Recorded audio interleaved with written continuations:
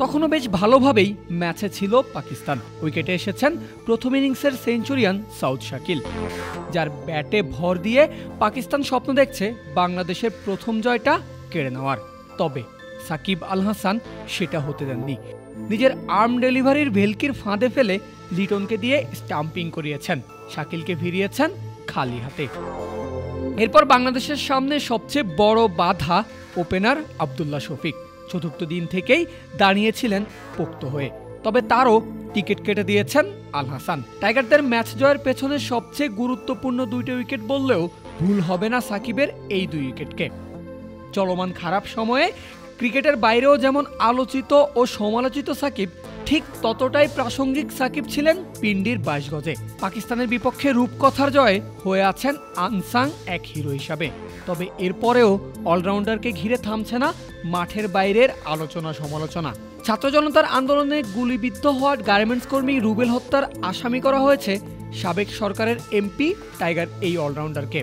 এমনকি তাকে দেশে ফিরিয়ে আনতে বিসিবিতে পাঠানো হয়েছে লিগ্যাল নোটিশও। অবশ্য রাজনৈতিক দিক পরিবর্তনের আগে থেকেই দেশের বাইরে ছিলেন বাংলাদেশের সাবেক এই অধিনায়ক। অনেকে তার বিরুদ্ধে হত্যা মামলার পেছনে রাজনৈতিক প্রতিহিংসাকেই দায়ী করছেন। সাকিবের এমন দুঃসময়ে তার পাশে দাঁড়িয়েছেন জাতীয় দলের সতীর্থরা।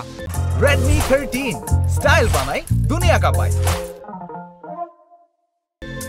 টাইগার অধিনায়ক নাজমুল হোসেন শান্ত জানিয়ে দিয়েছেন সাকিব বাংলাদেশের অনেক বড় সম্পদ, আর এই সম্পদের বিরুদ্ধে এমন মামলা মোটেও প্রত্যাশিত নয়। সাকিব ভাই আমাদের দেশের অনেক বড় সম্পদ। দীর্ঘ 17 বছর বিশ্বের দরবারে বাংলাদেশের নাম উঁচিয়ে ধরেছেন তিনি। সাকিব ভাইয়ের নামে এমন মামলা অপ্রত্যাশিত। নতুন বাংলাদেশ, আমরা সবাই নতুন কিছু দেখতে চাই। আশা করি সকল আধার কেটে নতুন আলো আসবে। এর আগে সাকিবের বিরুদ্ধে করা মামলাটিকে মিথ্যা মামলা বলে অভিহিত করেছেন সাবেক টেস্ট অধিনায়ক মমিনুল হক। তার মতে এমন ঘটনা দেশের ক্রিকেটের ভাবমূর্তি নষ্ট করতে পারে। প্রায় 18 বছর ধরে দেশের ক্রিকেটে প্রতিনিধিত্ব করেছেন সাকিব আল হাসান। দেশের ক্রিকেটে তার হাত ধরে এসেছে কত জয়। সেই মানুষটা এখন মিথ্যা মামলার আসামি। গার্মেন্টস কর্মী হত্যা মামলার দায়ে অভিযুক্ত সাকিব ভাই তখন কানাডায় খেলছিলেন, দেশেও ছিলেন না লম্বা সময়। সাকিব ভাইয়ের নামে এমন মামলা অপ্রত্যাশিত। এমন ঘটনা দেশের ক্রিকেটের ভাবমূর্তি নষ্ট করতে পারে।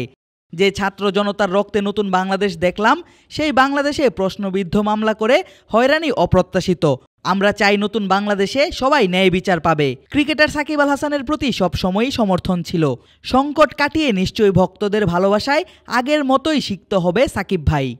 শুধু বর্তমান সতীর্থরাই নয়, একসময় জাতীয় দলের সতীর্থ পেসার রুবেল হোসেনও জানিয়ে দিয়েছেন তিনি আছেন সাকিবের পাশে। রুবেলের মতে সাকিব একজন অভাগা রাজনীতিবিদ।